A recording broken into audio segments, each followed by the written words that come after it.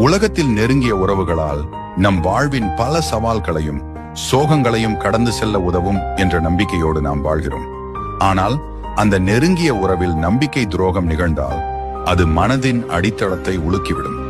இதனால் தான் பலர் எதுவும் தேவையில்லை என்ற மனநிலைக்கு தள்ளப்பட்டு விடுகிறார்கள். இது இயல்பானது. ஆனால் இந்த நிலை நீடிக்காமல் அதை ஒரு புத்துணர்வாக மாற்றிக்கொள்ள வேண்டும். நமக்காக நாமே உறுதியாக நிற்க வேண்டும். நம்பிக்கையை இழந்ததால் வாழ்க்கையை நிறுத்திவிட முடியாது. அது நம்மை வலிமையானவர்களாக மாற்றும் ஒரு பாடமாக இருக்க வேண்டும். நம்பிக்கை துரோகமான வாழ்க்கையின் கடைசி அத்தியாயம் அல்ல, அது ஒரு புதிய அத்தியாயத்தின் தொடக்கம். உங்களை நம்புங்கள், துரோகத்தின் வலி நம்மை தூரத்துக்கும் உயரத்துக்கும் கொண்டு செல்வதற்கான ஒரு சிகப்பு சுடரை போல ஆகட்டும். முடிவில் நெருங்கிய உறவின் நம்பிக்கை துரோகம் உங்கள் வாழ்க்கையை மாற்றுகிறது. ஆனால் அதை நீங்கள் எப்படி எதிர்கொள்கிறீர்கள் என்பதில்தான் உங்கள் வெற்றி அடக்கம்.